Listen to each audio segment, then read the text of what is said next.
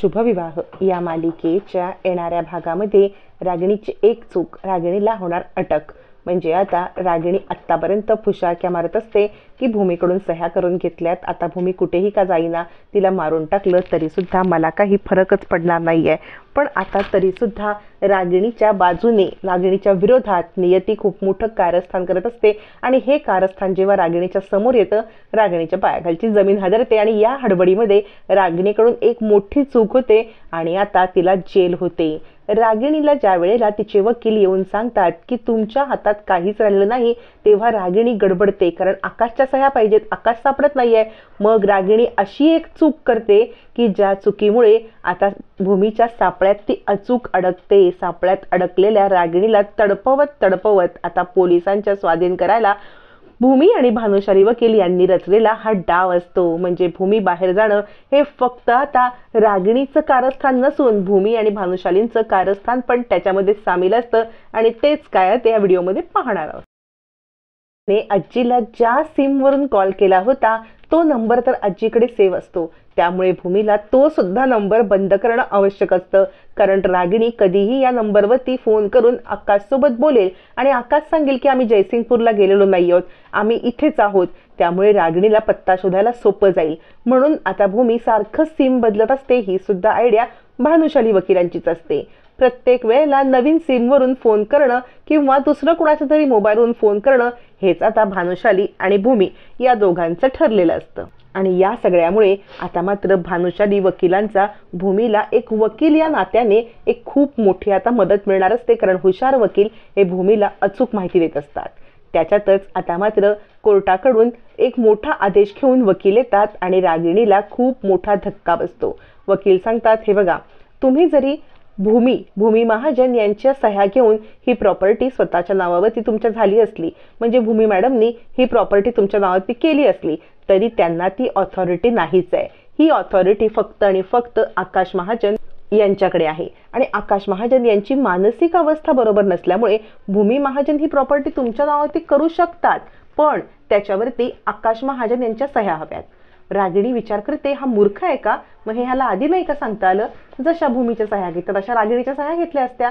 रागिणी वकिलांच्याच अंगावरती ओरडते आणि म्हणते, यासाठी तुम्हाला पैसे दिले होते का मूर्ख माणूस? तुम्हाला सांगितलेलं होतं ना की जे काय आहे ते आधीच सांगा.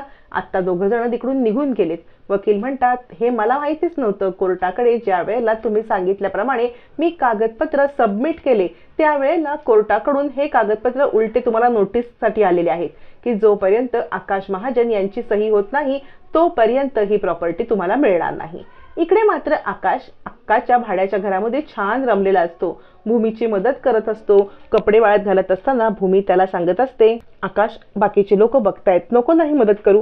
त्यावरती आकाश म्हणतो, हे बघ सायकल राणी, मग मी सगळ्यांना ओरडून ओरडून सांगेन की माझं सायकल राणीवरती प्रेम आहे. भूमी थोडीशी ऑकवर्ड होते, पण भूमी आणि आकाश यांच्यावरती पाळत ठेवणारा आता रागिणीचा माणूस या दोघांच्या आसपास असतो त्यांचा घात करण्यासाठी. पण इकडे रागिणीला पत्ता लागलेला असतो की या दोघांचा घातपात करून चालणार नाही, आधी आपल्याला सह्या घ्यायला पाहिजेत. त्यामुळे रागिणी त्याला फोन करत असते की या दोघांना सेफ ठेव. आता रागिणी त्याच नंबरवरून भूमीला कॉल करण्याचा प्रयत्न करते. अजूनपर्यंत भूमीने नंबर चेंज न केल्यामुळे रागिणीचा फोन लागतो. रागिणी फोनवरती भूमीला सांगते, भूमी, मला तुझ्याशी बोलायचं आहे. तुला कळलं असेलच ना की कोर्टाकडून मला नोटीस आले. याच्यावरती भूमी म्हणते, मला नाही माहिती. कोर्टाची नोटीस? कसली नोटीस? आता भूमी वेळ घेऊन पेडगावला जाते. त्यावरती रागिणी सांगते, अगं, कोर्टाकडून नोटीस आलेली आहे, आकाशच्या सह्या हव्या आहेत. भूमी सांगते, आपलं हे काही ठरलंच नव्हतं, कारण तुम्ही मला सांगितलं की तू सह्या कर, मी सह्या केल्यात, विषय इथेच संपलाय. रागिणी म्हणते, जास्त शहाणपणा करू नकोस.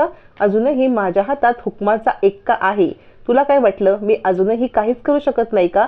यावरती भूमी सांगते, मी कुठे असं म्हटलेलं आहे? तुम्हाला जे करायचं ते तुम्ही करा, पण मी आत्ता जिथे आहे ना तिथून तुमच्यापर्यंत नाही पोहोचू शकत. रागिणी म्हणते, ठीक आहे, मला आकाशच्या सह्या हव्या आहेत. तू काहीही करून आकाशच्या सह्या मला करायपर्यंत इकडे ये आणि परत जा. यावरती आता मात्र भूमी काही रागिणीच्या बोलण्यात अडकणार नसते. भूमी सांगते, जिथे आम्ही आहोत तिथून आम्ही सह्या करण्यासाठी येऊ शकत नाही. तुम्ही बघा बरं दुसरा काही मार्ग आहे का? म्हणजे माझी काही हरकत नाही आहे की आकाश तिकडे येऊन सह्या केल्यानंतर पण तरी सुद्धा आकाशला तिथपर्यंत आणणं कठीण आहे आणि तिकडून परत आम्ही पाय निघणं कठीण आहे. त्यामुळे तुम्ही विचार करा, आकाश सगळ्यांना सांगेल सुद्धा की त्याच्या सहीसाठी किंवा अंगठ्यासाठी आज तुम्ही त्याला नेलं होतं. मग मात्र आजी समोर सत्य येण्यापासून तुम्ही थांबवू शकत नाही, तुमचीच बदनामी होईल. बघा बरं तुम्ही विचार करा. असं म्हणत भानुशाली वकिलांनी सांगितल्याप्रमाणेच रागिणीला भूमीने बरोबर बोलण्यामध्ये अडकवलेलं असतं आणि चुकीचं काम करण्यासाठी रागिणीला प्रवृत्त केलेलं असतं. इथेच रागिणी अडकते, कारण आकाशला बोलवलं तर खरंच आकाश सगळ्यांना सांगेल की सहीचं काय सत्य आहे ते, आणि मग मात्र सगळ्यांनाच माझं सत्य समजेल. मग रागिणी पुन्हा त्या वकिलांना बोलवते. त्या वकिलांना बोलवून त्यांना काही याच्यामध्ये लूप फॉल्स आहेत का, आपण याच्यातून काही मार्ग काढू शकतो का, मी तुम्हाला अगदी करोड रुपये द्यायला तयार आहे, पण या सगळ्यातून तुम्ही काहीतरी मार्ग काढा.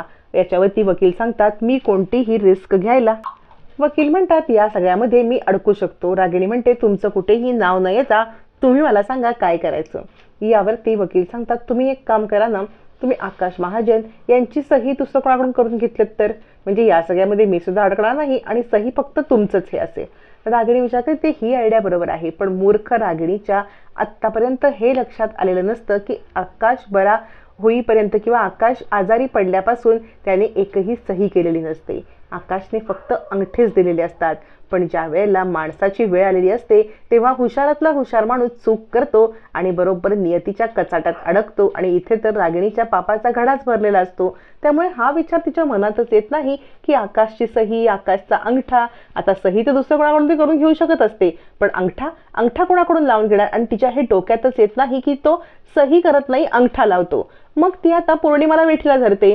नेहमीप्रमाणे पौर्णिमाकडून ज्याप्रमाणे भूमीच्या सह्या घेतल्या तशा पौर्णिमाकडून आकाशच्या पण सह्या घेते. आकाशच्या जुन्या सह्या ती दाखवते आणि त्या सह्या ती आता मृत्यूपत्राच्या पेपरवरती करून घेते. वकिलांकडे ते पेपर देते. वकील म्हणतात तुम्ही सह्या केल्यात, तुम्ही करून आणल्यात, मला याच्याबद्दल काही माहीत नाहीये. कोर्टामध्ये काही उद्या झालं तर फक्त तुम्ही आणि तुम्हीच याला जबाबदार. असं म्हणत वकील पैसे पण घेतात, तिला आयडिया पण देतात आणि स्वतः नामानिराळे पण राहतात.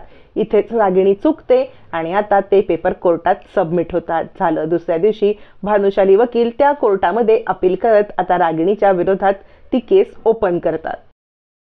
आणि दुसऱ्या दिवशी पोलिसांसकट अजून 2 कॉन्स्टेबल महाजनांच्या दारावरती धडकतात. हातामध्ये रागिणीच्या अटकेचं वॉरंट, दुसरी कोर्टाची नोटीस आणि तिसरी सोबत भूमी.